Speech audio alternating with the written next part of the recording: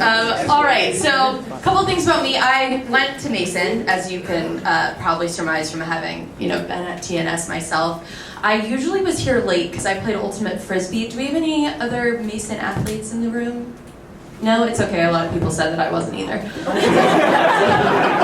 But I loved going to Mason. I played ultimate, and I also was a focused student leader, and I was on the, what do you call it now? The leadership team. Leadership team? Yeah, we had a different name for it back then, which was SMT, but acronyms are all part of being part of a family. So, yeah, I was part of that when I was here at Mason. Now after studying event planning at Mason, I now plan very big fancy fundraisers for old nuns. And my husband is a youth minister, so Jesus kind of got to both of us, which is great. It's a really good thing. That sounded more sarcastic than I wanted. So anyway, the title of this talk is How to Change the World, Get to Heaven, and Save the Sea Turtles. The sea turtles is the part that I often find myself thinking about a lot during the day, but I do think that the two first ones are more important. I just feel like that's good to clarify before we get started. Okay, so first I want to talk about how big this idea of changing the world sounds. There's a lot of scary things going on right now in our world. And I think it feels particularly scary now because we all see more news articles than we used to. But the world has always had these big scary things to change. And right now it sounds like the Amazon rainforest, but back then it seemed like I remember being convinced, oh my gosh, Facebook is going to implement mind control. Like, there are always these big things that look like they require change from us. And that's true. We do have a responsibility to change the world that we live in, but I think that our perspective is something that sometimes needs a little bit of adjusting. So although tonight I will not be able to tell you how to keep Facebook from controlling your brain, I do hope to offer some perspective. So I remember when, I'm gonna say circa 2010, Annie, thought changing the world sounded so awesome and totally doable, and I was gonna do it, and like being very, very confident in this. And that's because I justified that I was designed for big world change. So I'm going to tell you how I justified that so you can see how absurd it was. So one of the things is that, so I'm from this family, this is from my wedding, and I'm wearing high heels. I am the shortest of 7 children, and I'm 5'10". And so I was like, yeah, we're all like supermodel athletes, we're gonna change the world and design for. So that's one of the reasons. Absurd. I also played music, and I was like, yeah, I'm gonna write a Christian song one day, like explicitly Christian, and it's gonna change the world. I also was Mason Majesty, and I don't know how I thought that was gonna help me change the world, but I did. And also, I played Ultimate Frisbee, and I was like, oh my gosh, Ultimate Frisbee is going to be in the Olympics, and I'm going to be openly Catholic in the Olympics. And it's going to be like a wild, like Catholic presence in that look. And then maybe even one day I will reach the ultimate Christian woman aspiration. I will have a blog.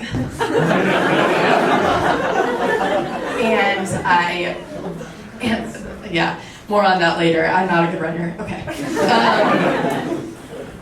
Next. Should I just throw these on the ground? Does that make me cool? I don't know. Oh, now I know what I was about to talk about. Okay, so what I realized is as I was kind of going through this world and realizing that maybe I wasn't perfectly designed to change every little thing about it, is that I started having these very weird prayers that were not so much as prayers, but they were closer to convincing God that I was like, ready, like just go for it, throw me in there, tell me how you want me to change the world because I got this. Have you seen me play Ultimate Frisbee? But these prayers sounded, the more I reflected on them as I grew and became less of a horrible human, I realized that they sounded a whole lot like the parable of the tax collector and the Pharisee. So if anyone's familiar with that story, the Pharisee basically says, "Dear God, thank you for how amazing you have made me.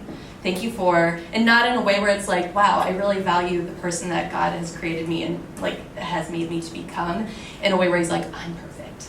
Wow, this is awesome. Not this guy though, he sucks. Like, and he was talking about the tax collector. So this picture is actually a more modern rendition of this parable, and I just love it. So it's by Brian Villette, and this idea of showing like our inner selves, no matter how we perceive ourselves to be, if we're not looking at the faults that God wants to change and using the virtues and the gifts that he wants to, then this becomes our reality. So in our pride, our reality is that we are not seated with the life that God has planned for us. So this tax collector who he's berating in his prayer, which is crazy how you berate someone in prayer, that's horrible. He is the one who is sanctified. So I really, really love that image, and that speaks just a little bit to how God plans to use us to change the world. So.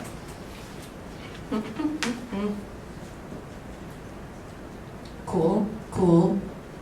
So, one of the things on my road to deciding that I was going to change the world is convincing other people that I was already doing it. So, example, when Steven and I were dating and I was like, you know what, this is going pretty well, like maybe I should tell him what kind of ring I want. I think he may have brought it up though.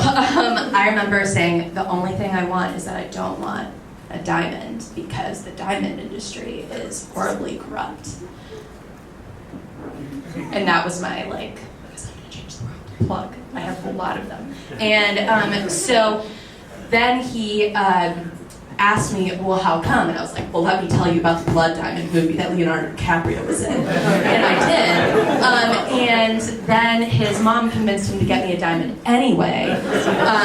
And I made him take it back so we could get another one, because I was that convinced that my tiny little actions that are outside of changing who I was are the things that are going to change the world most poignantly. So, although a serious injustice and human rights violation the diamond industry is, what I noticed in life is that the things that plague the humans we interact with are not the diamond industry. Normally they are things like loneliness, or mental health struggles, or lack of connection, and a lack of meaning and direction in their life. And I remember, like, when I started making these connections, mostly with the help of John Moore, being like, but I got a sapphire to save everyone. But I do love this ring, but still.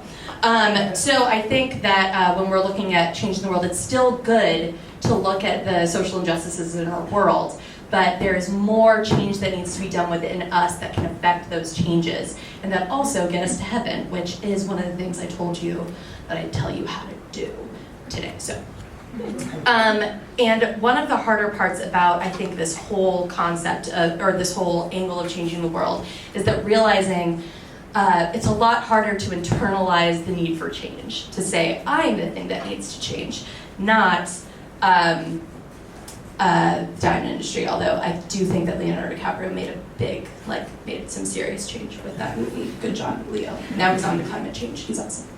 Okay, so the first point of this perception change is that you change the world by allowing God to transform you. So, and this cooperation is what changes the world. So I want to walk you through how God took my pathetically prideful heart and through life has begun to show me how only through his will can I change the world.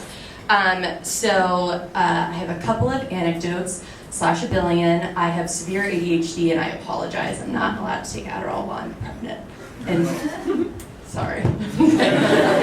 So in this perspective, it involves recognizing our own faults and the ones that matter to the well-being of our souls. So when I talked about like the big things that I was doing that made me feel really good about myself. Among those things were I tried to write a book, and I got like 40 pages in, and I was like, oh my gosh, I'm defeating my ADHD by writing this book. And this book was so bad. Like, oh, it was so bad. I still have it in Google Drive. If anyone wants to read it for funsies, like, it's so bad. And I also hate running, and I ran a marathon because I was like, my weakness is running. Now when I look at faults that I know that God wants to change that can actually affect change in this world, I know that those faults that he wants to address are the things that are important to my soul and to the soul and spiritual journey of others. So me addressing running does not impact the CCD kids I teach on Sunday. But me learning humility and learning patience really, really impact them. So this is Man in the Mirror. I don't know if I'm too old. No. Still good? Okay, great. Next. So second point. I'm just gonna drop it. It makes me look very reckless. Okay. Is that transformation, the one that we cooperate with him, can change every interaction, relationship, and action in our lives. So, my anecdote for this is, so you remember how I'm like really good at Ultimate Frisbee? So do all of my teammates. They remember how good I thought I was at Ultimate Frisbee. And one of these people in particular was my captain. Her name is Catherine.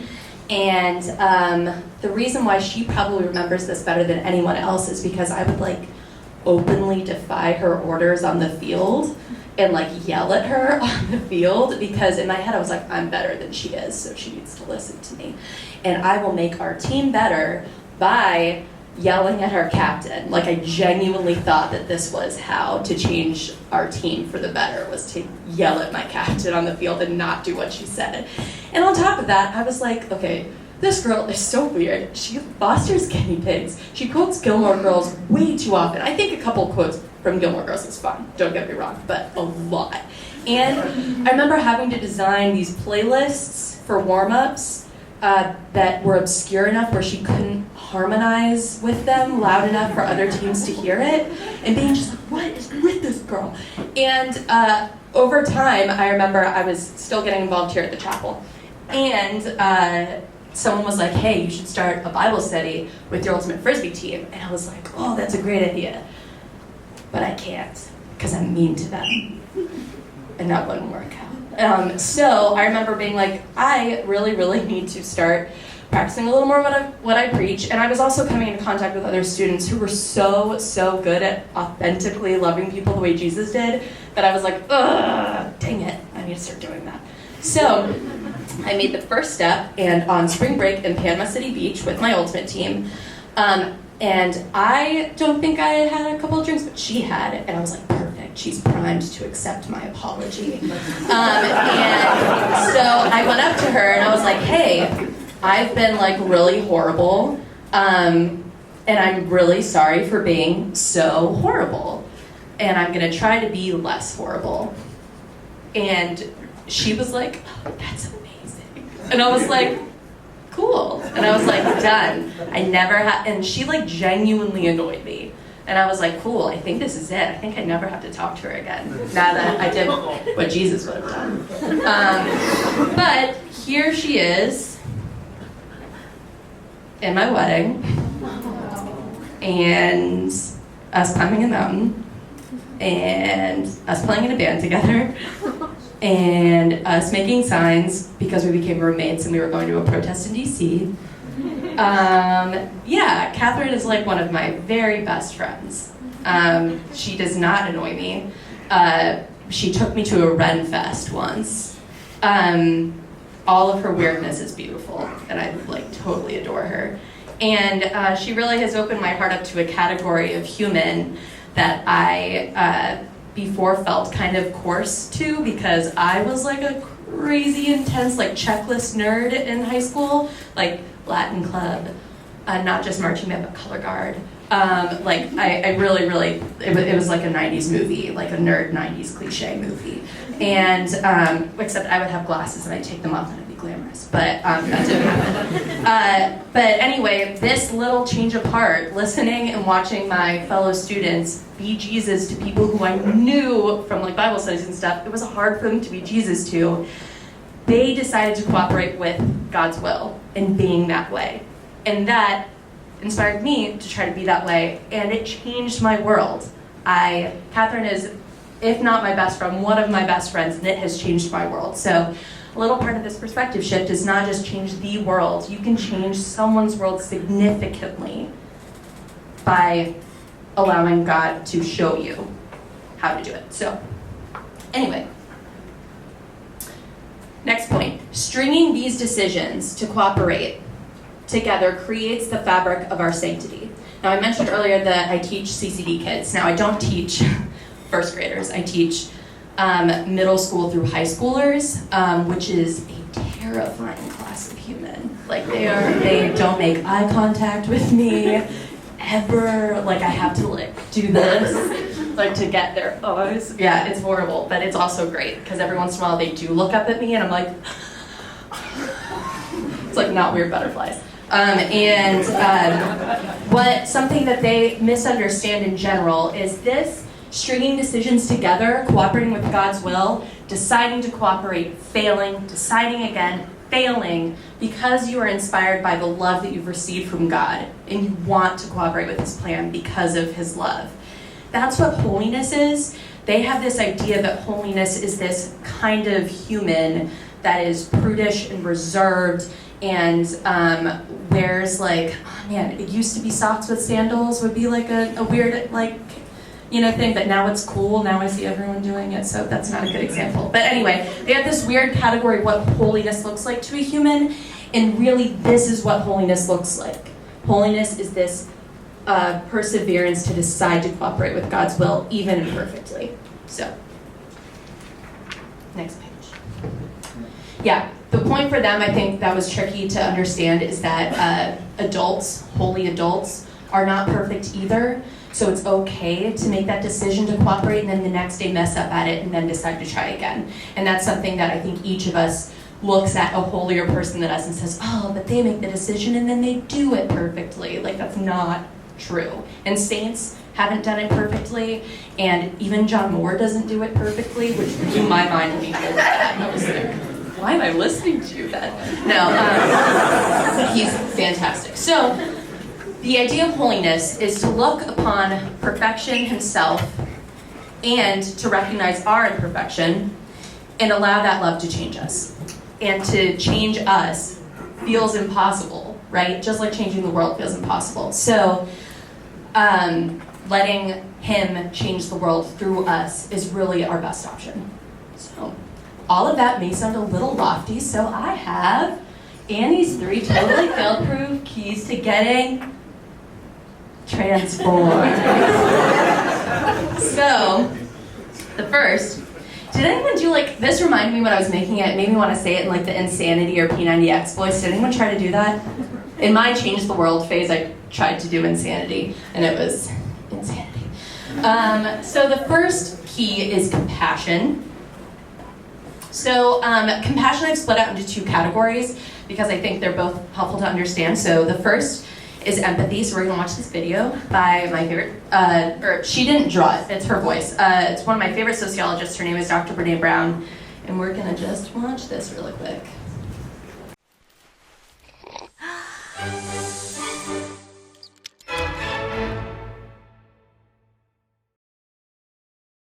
So what is empathy, and why is it very different than sympathy?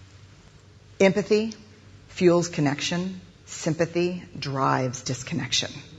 Empathy, it's very interesting. Teresa Wiseman is a nursing scholar who studied professions, very diverse professions where empathy is relevant, and came up with 4 qualities of empathy. Perspective taking, the ability to take the perspective of another person or recognize their perspective as their truth. Staying out of judgment, not easy when you enjoy it as much as most of us do. Recognizing emotion in other people and then communicating that. Empathy is feeling with people. And to me, I always think of empathy as this kind of sacred space when someone's kind of in a deep hole and they shout out from the bottom and they say, I'm stuck, it's dark, I'm overwhelmed. And then we look and we say, hey, you can climb down. I know what it's like down here. And you're not alone. Sympathy is, ooh, it's bad, no. You want a sandwich? Empathy is a choice, and it's a vulnerable choice, because in order to connect with you, I have to connect with something in myself that knows that feeling. Rarely, if ever, does an empathic response begin with at least. Yeah. And we do it all the time. Because you know what? Someone just shared something with us that's incredibly painful, and we're trying to silver lining it. I don't think that's a verb, but I'm using it as one. We're trying to put the silver lining around it. So, I had a miscarriage. Oh, at least you know you can get pregnant. I think my marriage is falling apart. At least you have a marriage. John's getting kicked out of school. At least Sarah is an A student. But one of the things we do sometimes in the face of very difficult conversations is we try to make things better. If I share something with you that's very difficult, I'd rather you say, I don't even know what to say right now, I'm just so glad you told me. Because the truth is, rarely can a response make something better. What makes something better is connection.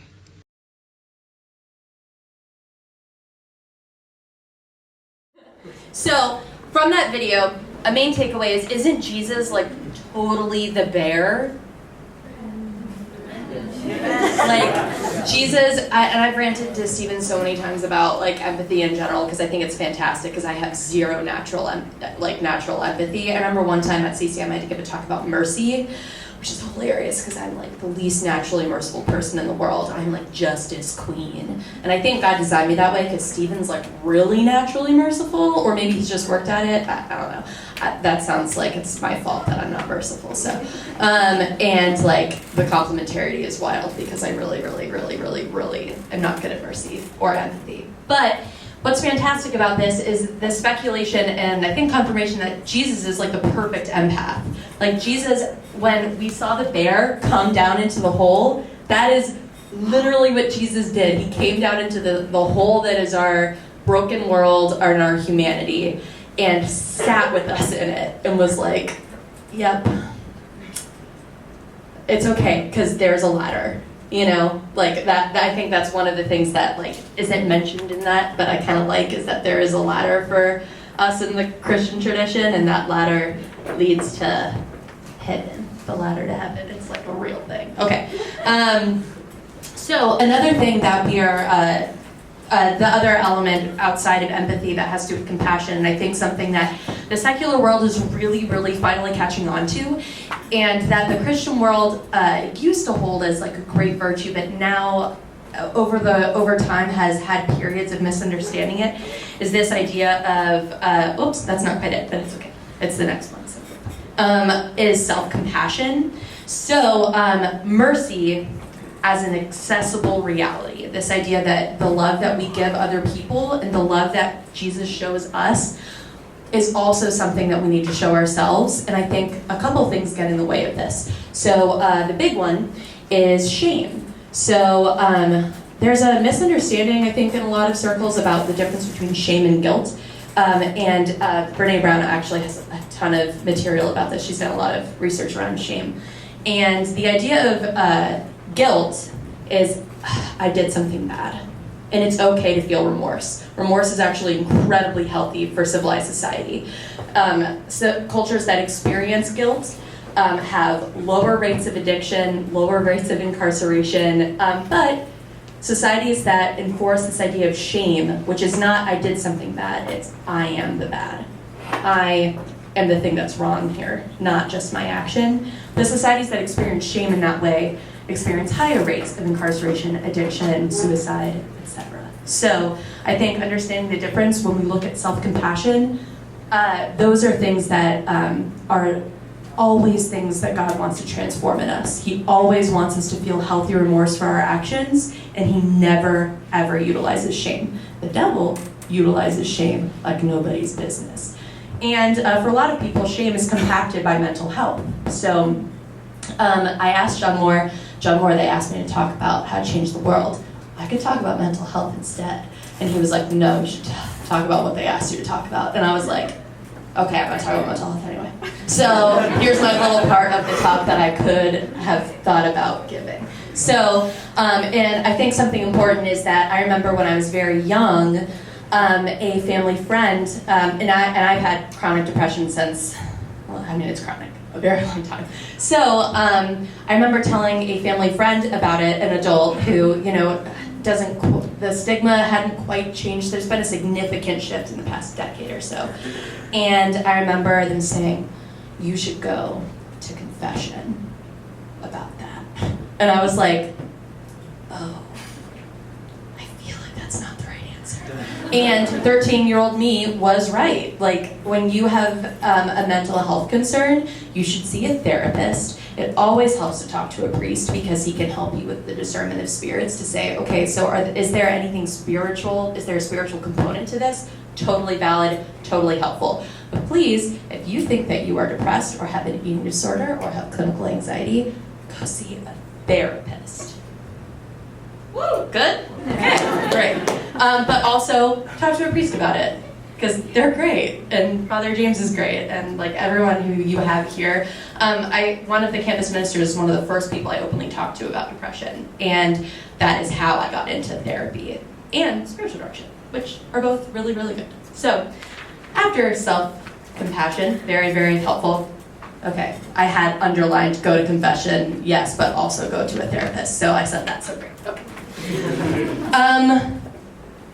Next one, and that's what actually, I gave it away. Gratitude is the second of Annie's things with the explosions. Okay. So it's another thing that the secular world is catching on to. So I came across this great study that was done in 2011, and it's by this guy from the University of Pennsylvania. His name is Professor Seligman. I don't know if I'm saying that right. But he had over 400 participants in this study. He was studying the effects of gratitude on our well-being. And so what he did is he had a control group who wrote about something super ambiguous every week. But he had a group that focused on positive thinking writing exercises every week, and then studied their effects. And the most effective exercise that he gave them with the longest standing effects and with the deepest meaning that the participants felt contributed to their lives was this idea of writing a letter to someone in their lives who they felt they had underappreciated. And that is what prayer is. I remember thinking about this verse in particular. Do not worry about anything, but in everything by prayer and supplication with thanksgiving, let your requests be made known to God. So this idea that we've always known about how transformative, not just gratitude, but recognizing the giver behind our gifts in life is to our well-being. So just how critical. So yeah.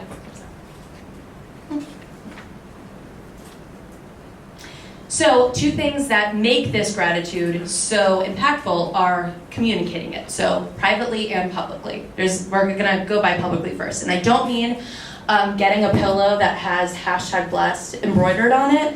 I think that if that's a helpful reminder for you when you wake up in the morning, then that's great. Go get your pillow.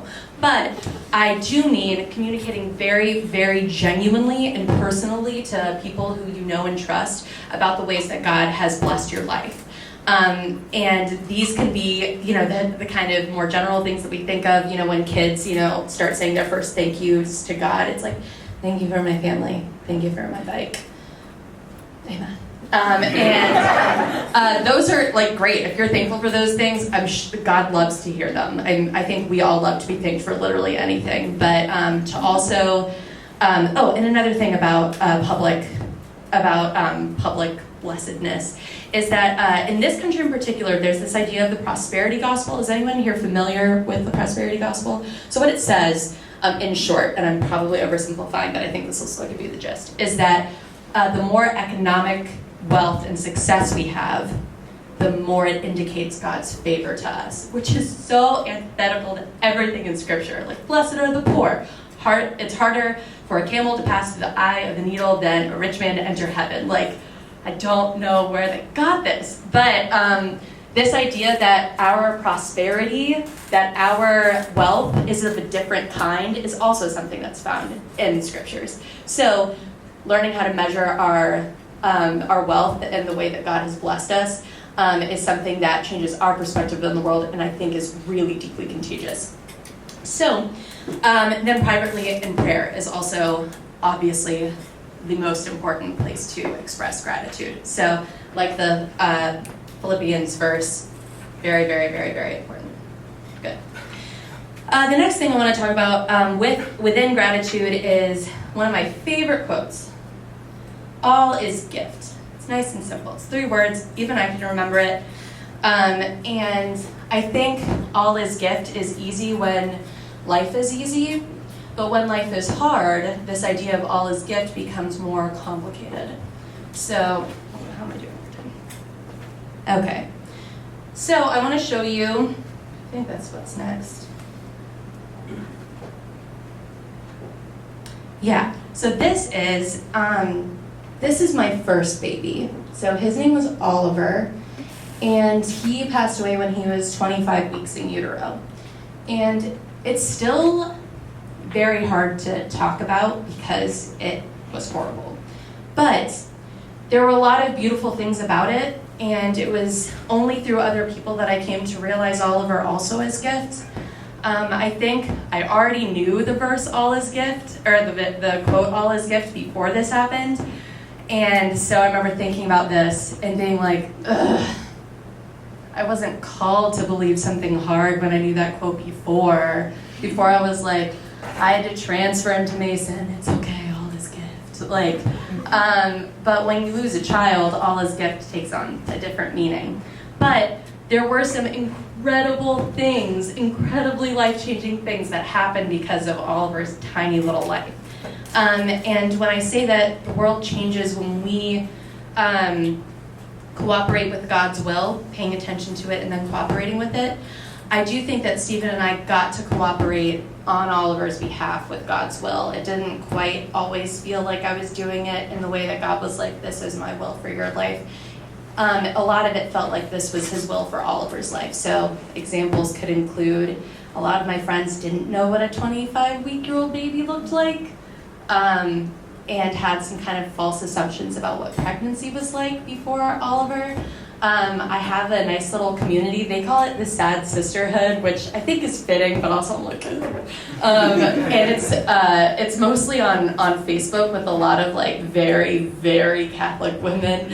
And I remember being like, oh, I bet they all wear veils to mass. I feel so unworthy. But they're really welcoming, and it's been amazing to know that that community exists. And also because of Oliver, we ended up telling quite a few people about it, about what happened. I made like this long Facebook post that was actually okay written. Like the blog has promise because of that Facebook post.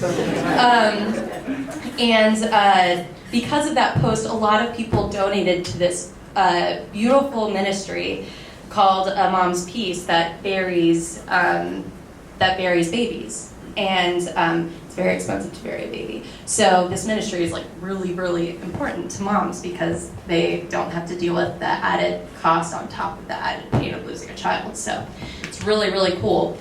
And I think that when this happened, and when any tragedy happens, this idea of gratitude starts to slip a little because it's obvious to wonder, how does gratitude work in a space of grief? So I'm going to let one of my favorite people in the world tell you about it. You told an interviewer that you have learned to, in your words, love the thing that I most wish had not happened. I remember. You went on to say, what punishments of God are not gifts? Do you really believe that? Yes. It's a gift to exist. It's a gift to exist. And with existence comes suffering. There's no escaping that. And I guess I'm either a Catholic or a Buddhist when I say those things, because I've heard those from both traditions. But I didn't learn it that I was grateful for the thing I most wish hadn't happened, is that I realized it. Mm-hmm. Is that, and it's an oddly guilty feeling. It doesn't mean you are happy. I don't want it to have happened. I want it to not have happened. Right. But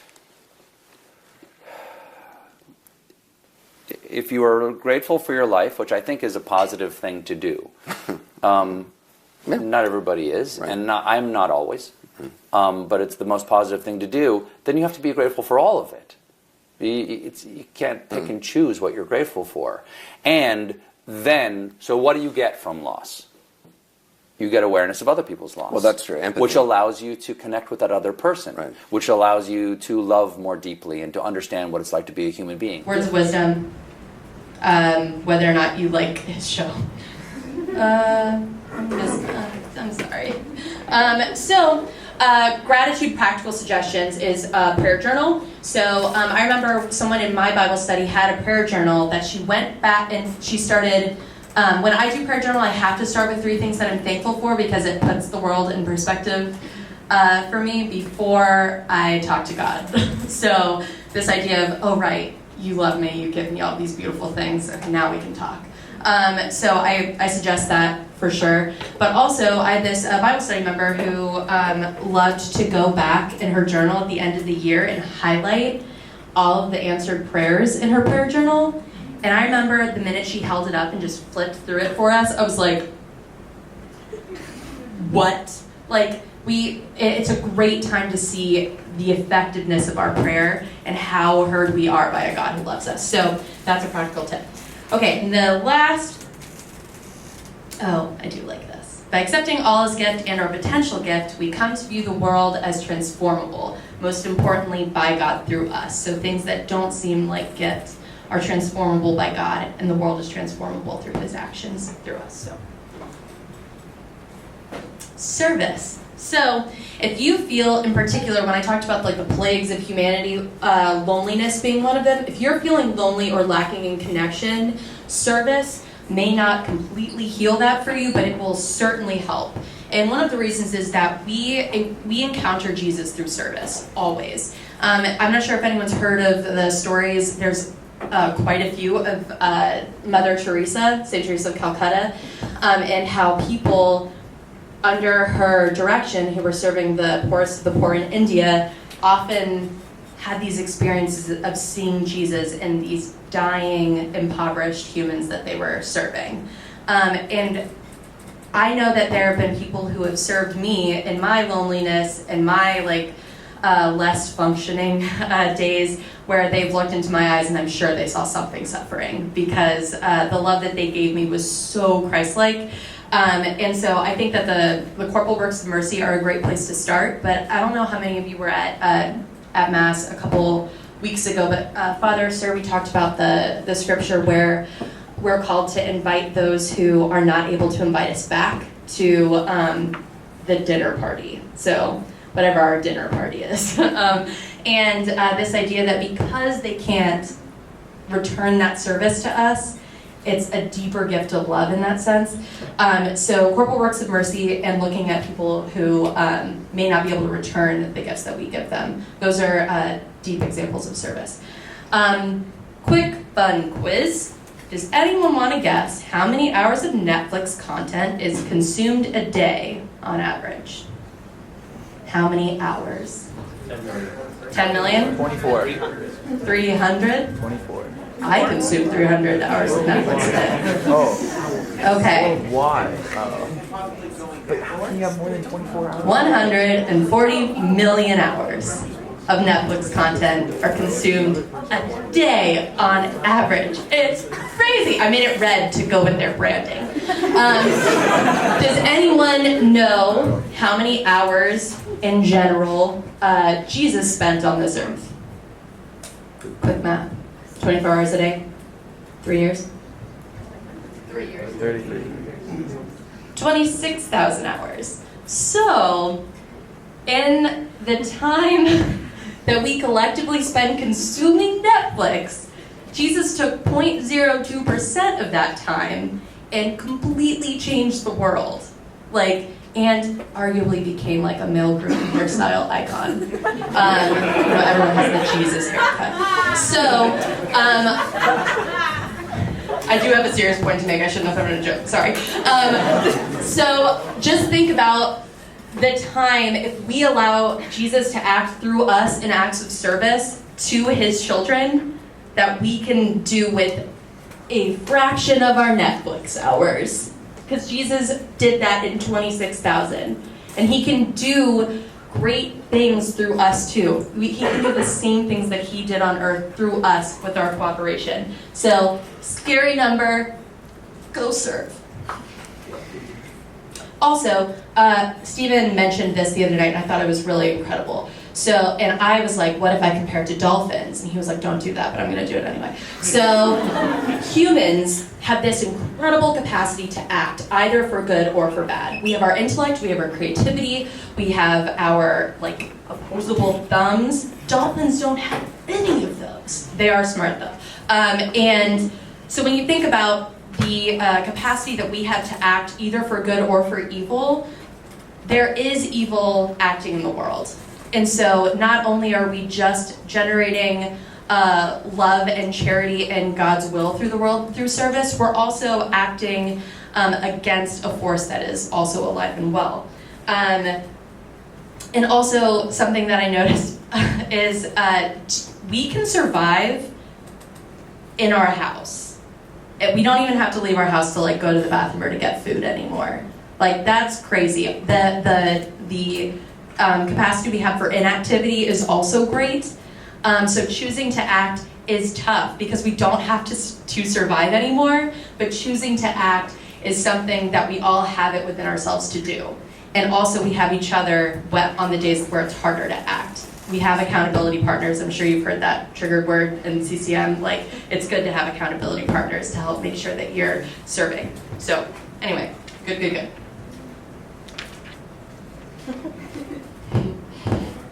Okay. So, an important note, and I told myself, don't try to improv this, so I'm going to read it to you. Allowing God's grace to deeply transform you is lots of small cooperations strung together, like we mentioned, and because they are small and seemingly insignificant to you, it does not mean that they cannot have a huge impact on those around you. So this is the part where I wish John Moore was here because I want to embarrass him, but it wouldn't embarrass him because he has a good understanding of himself. So, this idea of the small ways that we transform ourselves being things that can change other people's lives, that was not my idea to put in this talk. It was John Moore's. And I'm sitting there and I'm laughing. He's like, oh, he wants me to talk about him. Because to me, one of the biggest ways someone has insignificantly in their eyes impacted my life was John Moore. I remember telling him, John Moore, my mom doesn't know whether to let my older brother invite his boyfriend to Thanksgiving because she thinks it'll give my evangelical free church grandparents from Nebraska a heart attack. And I remember I was like, well, I don't know, I'm not a parent, so you shouldn't ask me. But I was stressed about it because I was thinking about it. And so I asked John Moore, he was like, so what's going on? Do you have any Thanksgiving plans? I was like, yeah, I don't. So I told him that. And I was like, yeah, I really I lost what to do whenever my brother's sexuality comes up. I never know how to talk about it because everyone knows that I'm a practicing Catholic and that, the idea of the thinking about it and the loving about it is very complicated. And when you have personal attachments like a sibling relationship involved, it makes it even more complicated to think about. And he said, well, do you love your brother? And I was like, yeah. And he goes, you should do that. And I was like, what?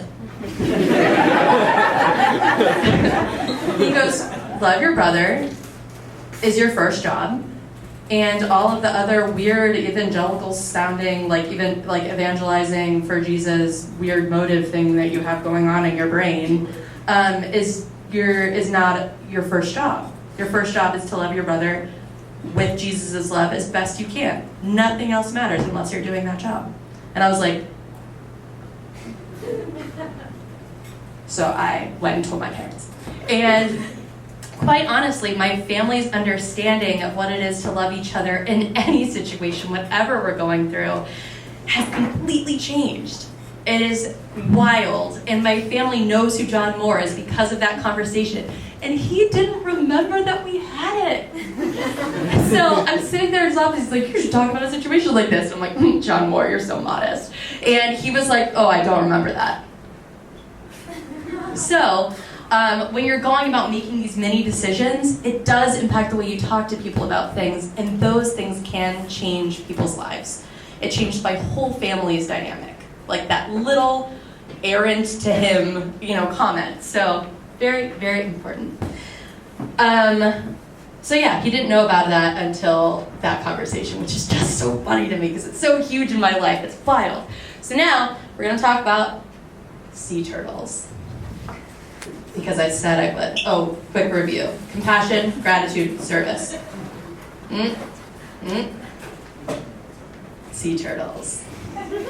These are the ways you can save the sea turtles. Use reusable straws and utensils and reject them when you get them at restaurants. Bring your own grocery bag because sea turtles, they do end up in the garbage because they can't be recycled. Recycling companies spend a ton of money and labor getting them out of their sorters every year, and then they get into the water, and sea turtles think they're jellyfish because who knew jellyfish taste really good to sea turtles, and then it messes up their bodies. So, and educate others, but don't be shady about it. So yeah, that's how to change the world, get to heaven, and save the sea turtles. Thank you.